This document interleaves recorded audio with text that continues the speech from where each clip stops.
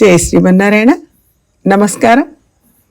తిరుప్పావైలో ఇవాళ 16వ రోజు 16వ పాసురాన్ని అనుసంధానం చేసుకుందాం. ఇక్కడికి ఈ తిరుప్పావై వ్రతంలో 2 అంచెలు దాటి 3వ అంచెలోకి ప్రవేశిస్తున్నాం. మొదటి అంచె 1 నుంచి 5వ పాసురం దాకా పరమాత్మ 5 స్వరూపాలు చెప్పి ఈ వ్రతానికి సన్నాహంగా ఏమేం చేయాలో ఏం చేయకూడదో అన్ని వివరంగా తెలియజేసింది గోదాదేవి. 2వ అంచె అయిన 6వ పాసురం నుంచి 15వ పాసురం దాకా 10 మంది భాగవతోత్తములైన గోపికలను నిద్రలేపారు. ఇప్పుడు అందరూ కలిసి నందగోపుడి భవనం దగ్గరికి చేరుకున్నారు. ముందు భవన పాలకుణ్ణి, ఆ తర్వాత ద్వారపాలకుణ్ణి, నందగోపుణ్ణి, యశోదని, బలరాముణ్ణి, కృష్ణుణ్ణి, నప్పినని వరుసగా లేపబోతున్నారు. ఆ వైభవం చూద్దాం. నిన్నటి పాసురంతో గోపికలు అందరినీ నిద్రలేపే క్రమం అయిపోయింది. అందరితో కలిసి వాళ్ళ నందగోప భవనానికి చేరుకుంది. ముందు భవన పాలకుడి దగ్గరికి వెళ్ళి మమ్మల్ని లోపలికి వెళ్ళడానికి అనుమతించమని కోరి ఆయన అనుమతితో ద్వారం దాకా చేరుకొని అక్కడ ద్వారపాలకుడిని కూడా అనుమతించమని ఈ పాసురంలో కోరుతున్నారు. పాసురం ఒకసారి అనుసంధానం చేసుకుందాం. నాయగ నాయనిండ్ర నందగోపనుடைய கோயில் காப்பானே கொடி தோன்றும் தோரண வாயில் காப்பானே மணிக்கதவும் தாழ்த்திரவாய் ஆயர் சிறுமீரோமுக்கு அரைப்பறை மாயன் மணிவண்ணன் நென்னிலே வாய் நேர்ந்தான் தூயோமாய் வந்தோம் துயிலழப்பாடுவான் வாயால் முன்னம் முன்னம் மாத்தாதே அம்மா நீ நேய நிலக்கதவும் నీకేలోరెంబావాయ్. ఈ తిరుప్పావై నీరాడే వ్రతం. మరి గోదాదేవి కూడా మొదటి పాసురంలో నీరాడ పోదువీర్ పోదుమినో అని పిలిచింది గోపికలను. అంటే ఈ వ్రతం చేయాలని కోరిక ఉన్న వాళ్ళందరూ స్నానం చేయడానికి రండి. నీరాడ పోదువీరంటే ఈ వ్రతంలో స్నానం చేయడానికి ఇష్టం ఉన్న వాళ్ళందరూ రండి అని పిలిచింది. 3వ పాసురంలో నాంగళం నంపావెక్కి చాత్తి నీరాడినాల్ అంటే మనం కూడా ఈ వ్రతం కోసం నీరాడితే, వ్రతం అనే మిషతో నీరాడితే ఏం ఫలితం వస్తుందో చెప్పింది. 4వ పాసురంలో నాంగళం మార్గഴി నీరాడ అంటే మేం కూడా మార్గഴి మాసంలో నీరాడడానికి నీటి సమృద్ధి కల్పించమని కోరింది. 20వ పాసురంలో ఇప్పోదే ఎమ్మై నీరాట్టు ఇప్పుడే మమ్మల్ని స్నానం చేయించు అని నప్పినని కోరుకుంది. అంటే ఇన్ని పాసురాల్లో నీరాట్టు అని అడిగింది కదా. అంటే వీళ్ళు భౌతికంగా స్నానం చేయాలంటే ఎక్కడికి వెళ్ళాలి? ఏ నదీ తీరానికో వెళ్ళాలి.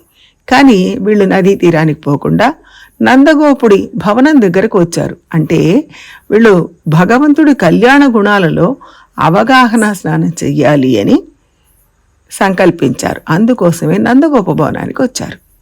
నాయగ నాయనిండ్ర నందగోపునడియ కోయిల్ కాప్పానే భగవత్ స్వరూపమైన శ్రీకృష్ణుడినే నియంత్రించగలవాడు నందగోపుడు. ఆయన భవన రక్షకుడు, నిరంతరం శ్రీకృష్ణుడి కైంకర్యంలో తరించే భాగవతుడు. భగవత్ స్వరూపమైన శ్రీకృష్ణుడినే నియంత్రించగలవాడు నందగోపుడు. ఆయన ఎప్పుడు కృష్ణుడి కైంకర్యంలోనే తరించే భాగవతోత్తముడు. పరమాత్మకు తనను ఆరాధించే వారికంటే తన భక్తులను ఆరాధించేవారంటే ఎక్కువ మక్కువ. అందుకనే గోపికలు ముందుగా భవన పాలకుణ్ణి ఆశ్రయించారు. ఆయన లోపలికి వెళ్ళమని సైగ చేశాడు. అనుమతి కోరగానే ముందుకు కదిలారు. అక్కడ ద్వారపాలకుడు ఉన్నాడు. కొడితోండ్రుం తోరణవాయిల్ కాప్పానే దేవాలయానికి వెళ్ళినప్పుడు ముందుగా క్షేత్రపాలకుణ్ణి, భవన పాలకుణ్ణి నమస్కరించిన తరువాతే ప్రధాన ఆలయంలోకి వెళ్ళడం సంప్రదాయం. యోగాభ్యాసంలో కూడా ముందుగా ఇంద్రియాలను తర్వాత ప్రాణాలను వశపరుచుకునే క్రమం ఉంటుంది. అలాగే ఇక్కడ కూడా ముందుగా భవన పాలకుణ్ణి ఆశ్రయించారు. ఆయన అనుమతి పొంది తర్వాత ద్వారం దగ్గర ఉన్న ద్వారపాలకుణ్ణి అనుమతి కోరుతున్నారు. మణికదవం తాళ్తిరవాయ్ మణిమయమైన తలుపులను తెరువు అని వీళ్ళు ప్రార్థిస్తున్నారు.